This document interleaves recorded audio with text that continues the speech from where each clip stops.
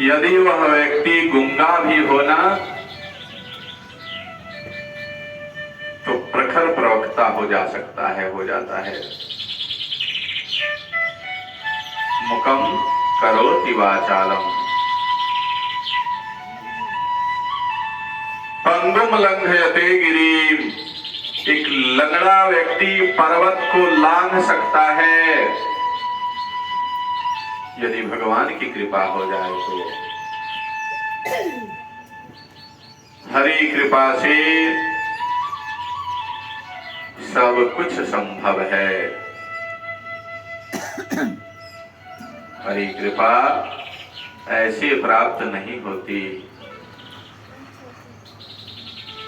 गोविंद की कृपा पाने के लिए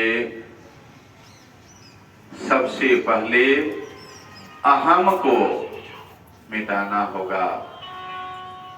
अपने अंदर जो अहम भाव है, अहंकार है, इसे छोड़ना पड़ेगा। सत्संगति करना पड़ेगा। बिनु सतसंग विवेक न होई, राम कृपा बिनु सुलभ न सोई। तुलसीदास जी महाराज कहते हैं, बिना सत्संग से विवेक उत्पन्न नहीं होगा। और यह सत्संग जब तक हमारे भगवान राम की इच्छा नहीं होगी, भगवान श्री कृष्ण की कृपा नहीं होगी, तब तक ये सत्संग प्राप्त नहीं होगा।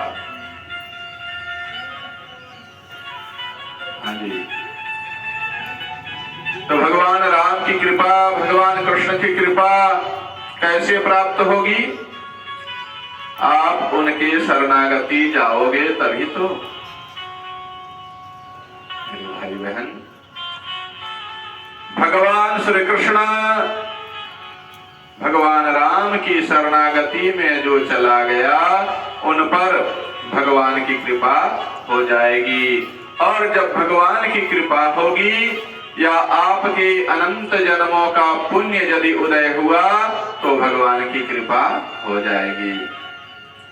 और जब भगवान की कृपा होगी, भगवान श्री राम की, भगवान श्री कृष्ण की कृपा होगी, तो अपने आप आपको सत्संग प्राप्त हो जाएगा। सत्संग से ही विवेक की जागृति होती है। और बिना विवेक का मनुष्य पशु के बराबर होता है, समान होता है। यदि विवेक आ गई, ज्ञान आ गया, तो फिर समझ लो वो अपने आप को सबसे पहले पहचानेगा। हम मनुष्य अपने को ही नहीं पहचानते। हम कौन हैं नहीं पहचानते।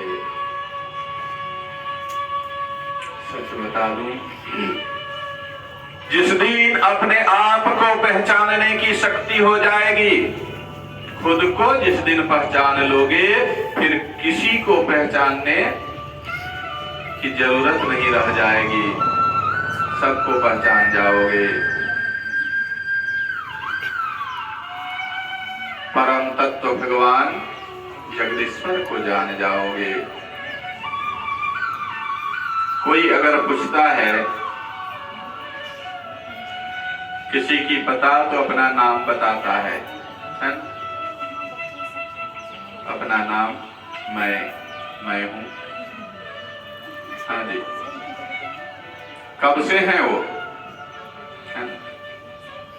ये शरीर को अपना मानते हैं, अपने शरीर का पता बताते हैं। मेरे भाई बहन, ये शरीर अपना नहीं है, शरीर भी अपना नहीं है।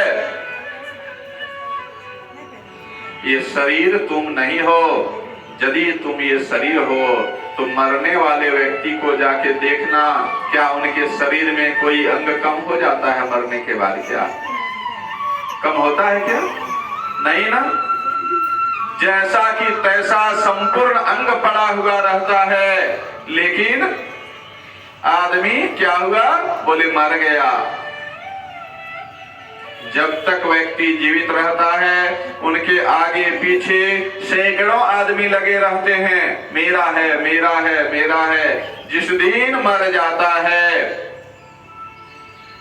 तो उनको कोई छूना पसंद नहीं करता।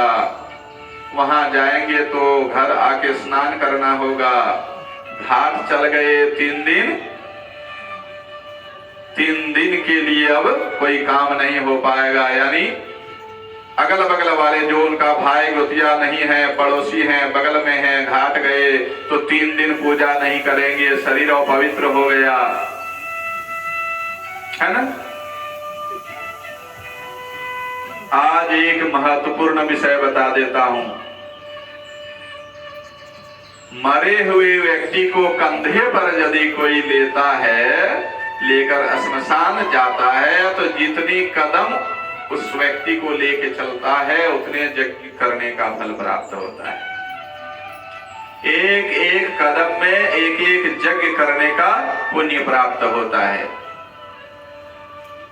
इसलिए मरे हुए को कंधा बड़े भाग्य से देने का अवसर प्राप्त होता है, देना चाहिए। अब मैं ये बताने जा रहा हूं कि यदि शरीर आदमी होता तो मर जाने के बाद शरीर में कुछ कमी तो नहीं हो जाती, कोई अंग तो नहीं घट जाता? फिर वो मर कैसे गया? यानी जो चला गया उसको हम कभी देखे ही नहीं थे, जानते ही नहीं है। कौन चला गया जी? भगवान चले गए शरीर से। इस शरीर में जो आत्मा है, ये आत्मा परम तत्व परमात्मा का अंश है। जब तक भगवान हमारे शरीर में है तो हमारा शरीर काम कर रहा है, हम सब कुछ करने लायक हैं। और अपने शरीर से प्रेम करना भी भगवान से ही प्रेम करने के बराबर है। केवल बुद्धि भगवान के प्रति